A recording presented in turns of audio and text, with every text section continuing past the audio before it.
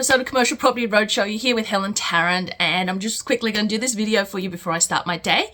And today we're actually going to have a recap on GST. Now, I did do a previous video about 2 years ago on GST, and I think although not much has changed, what I would like to talk to you today about is that there's certain leases that have GST and certain rents that have GST, and then there's purchasing of GST. And I think a lot of our clients get confused, and I'm sure you out there as a viewer do get confused, and I get asked this question still all the time about GST and how and where is applicable and what can they do about it and everything. And while I'm not an accountant, and you probably should seek a professional advice, I can tell you how we do it and operate in practice. And this is all about, this YouTube channel is all about things in practice and really getting you honed in and find out more about how to invest in commercial real estate. So today let's talk about GST, the fun thing about GST, right?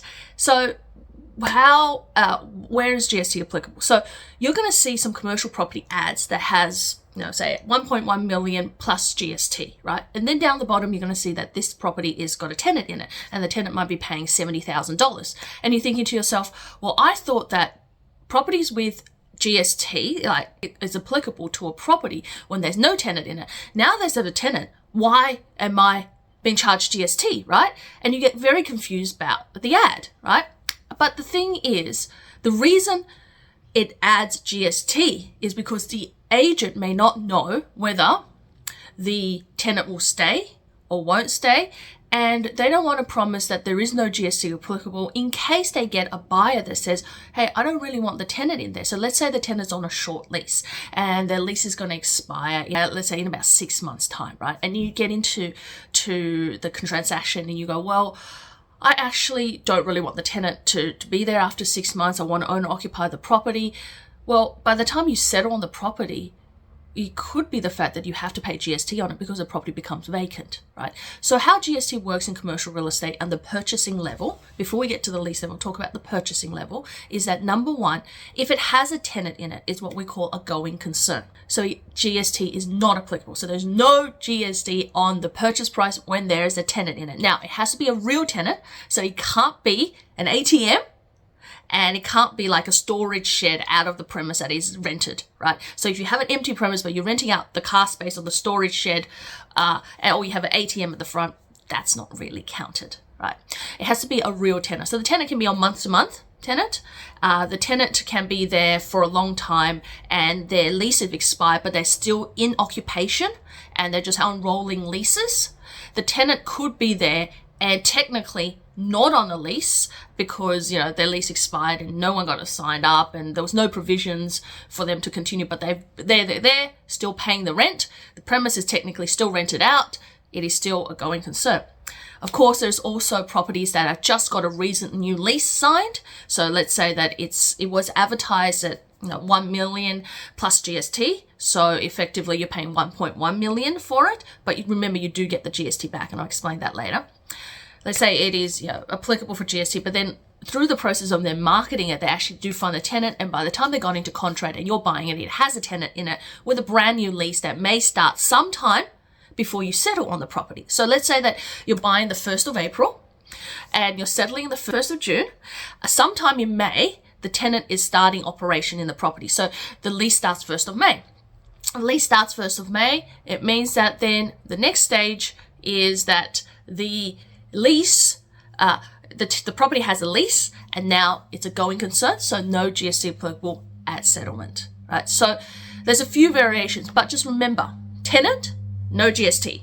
No tenant plus GST. How does that work? So let's say that there is a property out there for $1 million and you want to buy it vacant and you want to do the uplift and you want to do the refurbishment. It's plus GST. Now, because it's vacant, no tenant is not classified as a going concern, so therefore you have to pay GST on top of that 1 million, and it is 10%. So if it's 800,000, it's 80,000, it's a mil, it's 100 grand, right? So 3 million is 300 grand. So that can be a lot of money. And that's why people prefer, if you're owner occupier, a lot of people prefer to buy someone who's on a month-to-month lease and kick them out. Or if you're doing uplift, a lot of people prefer tenants on a short lease with, 6 months to run and then eventually kick them out, right? But what you do need to know is that you get your GST back, right? You get it back. You get it back next quarter. So GST is what they call a credit debit system.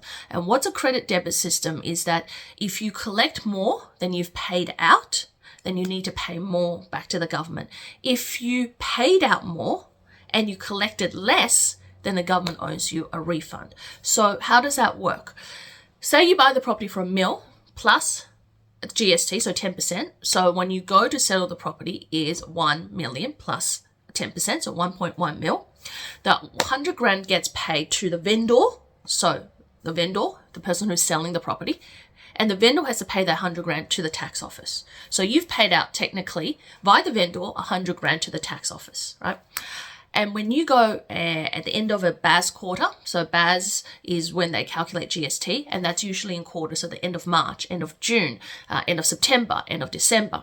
So at that quarter, what you do is then you get then you look at how much GST you've actually collected. Let's say that you've settled on the property and you've paid the 100 grand, but, at the end of June, which, was only a month away from your settlement, you actually have collected no GST because there's no rent on the premise, right? You've paid out the 100 grand. Then you actually get your full 100 grand back. You actually get your full 100 grand back, from the government, right? From the ATO, from the tax office. So you lodge this BAS and you say, well, I bought this and this was the GST I paid. You obviously show them the evidence if they ask for it, and they give you the money back. So you do get it back. And so the way to buy a vacant property is usually we try to get it to settle very close to the end of a quarter. So let's say end of March, end of June, end of September. We try to get it settled very close to the quarter, right? And that's how you can quickly put in your 100K and get that back almost within a couple of weeks, right? So it is a bit of a cash flow drain at the time, but you do get the money back. So that's how GST works on the purchasing level. Now, in order for it to work as a going concern, in order for you to get the exemption on GST, because the property has a tenant in it, both you and the vendor has to be registered for GST. So you have to be registered for GST. So if you're buying in your personal name, you have to be registered for GST. If you are buying in an entity or a company, the company has to be registered for GST. So make sure that happens. Now, as long as you're registered for GST before settlement, it's fine. So if you get into the contract and you're not registered for GST, but you register before you settle, that's absolutely fine, right? So that's the most important thing, right? Now, the other thing is what happens with tenants and GST. So that's the number 2 thing. What happens with tenants and GST? Now, you are obligated to continue on with your GST registration and pay GST and calculate BASs and all that GST stuff, whether on a quarterly basis or a yearly basis, if your turnover, which means in that entity, or for your rent that you collected, is over 75,000. Now, that means that if you were buying $1 million property and you're getting a 7.5% yield, 75,000 net rent, and you're collecting that rent, you need to register GST. So you need to charge your tenant 75,000 plus GST. And normally the way that tenants pay is base rent plus GST plus outgoing. So we should have no problems collecting GST from the tenant. Collect the GST and you need to pay the GST to the government. But what if you fall underneath that threshold? So let's say that you've bought a property for $500,000, $600,000 and your tenant's paying $35,000 in rent. In the lease, and you need to check this, and this is very important because some leases say rent inclusive of GST. Some leases say rent plus GST. Now, you got to be careful of that because this is one of the pitfalls that people get into. They see a property and sometimes the agents don't even know. And this is one thing that agents don't really look carefully on. They'll read the lease and the lease will say 35, next to the rent bracket, it'll say 35,000, right? So let's just say, that's what it is. And often it will say inclusive GST, or sometimes in that clause further down, it will actually say the rent is inclusive of GST. But most people don't read that far enough. So they don't realize that it is plus GST or inclusive GST. And sometimes you can buy a property and realize, oh my God, I've just lost 10% because it's actually inclusive GST instead of plus GST. Now that's really important to know, right? So what you need to know is that you need to check the lease for plus or minus GST. Right? And if you're buying a $500,000 property and you find that it's $35,000 and you don't want to you can't put anything in that entity right now, what I would suggest you to do is then go, okay, I will I've bought this property. Now, I bought this property for $500,000. I've got $35,000 now. I did register for GST. Remember, you have to register for the purchase of this property. But now I don't want to continuously lodge GST reports because it cost me in accounting, cost me time, I don't need it, and my entity trades under $75,000 in turnover because my rent's not up there, right? So what do? Well, you can deregister for GST after the first quarter, which means that in the first quarter, you probably report GST, pay some GST, and then you can stop charging your tenant GST. And you've got to stop charging your tenant GST because you're not registered for GST. You can't on-charge the tenant, you can't collect it, so therefore your tenant will pay $35,000, right? And that's one way that when we have looked at it practically for some of our clients who are on the lower level, who are buying something that's $500,000 or less, is that if there is a property that is, say, $35,000 inclusive of GST, if they're deregistered for GST, they actually get the full $35,000. They don't lose the 10% upfront. Right? And that can make the difference to having positive cash flow or not positive cash flow in this current market. So that's really important as well. So just think about that remember that GST ongoing is different from GST when you purchase the property. So there's two things. Purchase the property vacant plus GST, tenanted with GST. Right? And you need to budget for that. If you can't have the budget for paying the GST, you need to find a tenant that is on a short lease, carryover lease, or a tenant that is in situ in the property, but even on not on a lease. Or you could buy a property that has a lease starting during the time before you settle. So that's how you can not pay GST and what GST is the difference, right? And if you see ads that says plus GST, does not mean it's just an ad. It's just an ad. It's not a contract. Does not mean you have to pay GST. You have to check the rest of it to see if there is a tenant, what's the situation behind the tenant before you can establish whether you definitely pay GST or not. And most of the time that's going to come up on the contract, right? But make sure your entity is registered for GST for purchase of a commercial property so you can get the exemption as going concern, number one. Number two, when you actually start to operate, as in you are the landlord, you've got a tenant who is a commercial tenant, they're paying GST or they're not paying GST, check the lease, make sure that you check the bracket under the rent to see if it's plus GST or inclusive of GST.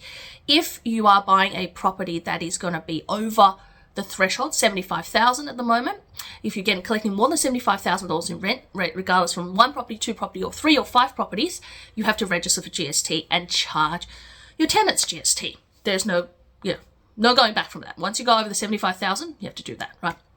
So that means that going forward, if you're in that bracket and you're accumulating a lot of properties over $75,000, you need to keep your GST registration and pay GST on a quarterly basis or a yearly basis, depends on how you work it out with your accountant. But if you're buying a property under $500,000, you know you can't afford to buy another property for a little while, you can deregister for GST in your entity after the first quarter. And what that will mean is that you stop paying GST, you stop collecting GST from your tenant, you stop paying GST. It's much happier for your clients, your tenants, so they don't need to pay you that, you don't need to collect it, you save yourself the accounting fee, you don't have to give it to the tax office, you just run, your normal tax returns on a yearly basis. So that's for properties that are trading for rent that's less than $75,000. So you're buying a $500,000 property, let's say, $35,000 is the rent, and you're not charging GST. So you collect the rent, you pay the mortgage, and that's it. Now, if you get a property that has a rent inclusive of GST, and that rent happens to fall under $75,000, and you want to only keep it in one entity, you can do that as well. And therefore, you don't have to pay the GST on top. And often you'll see leases like that, and that's been structured the way it is because the owner actually is not registered for GST going forward. And because they're not registered for GST, they're not charging the tenant, so they've given them a lease that says inclusive GST when they really shouldn't have. Anyway, I know this sounds really, really complicated, but really it's to get two things straight. When you purchase and during the actual lease well. So that's the most important thing. Look, if you need any advice, please reach out to us, helen@unicorn.com.au. Get a copy of the book, give you lots of strategies around commercial property. The link is below. Subscribe to the YouTube channel. Join us for one of our events. We're doing heaps of events around, so do check us out. Do send us an email and let us do a strategy for you. Build a strategy and let's build wealth together. So until next time, hunting and keep building that unicorn. Bye for now.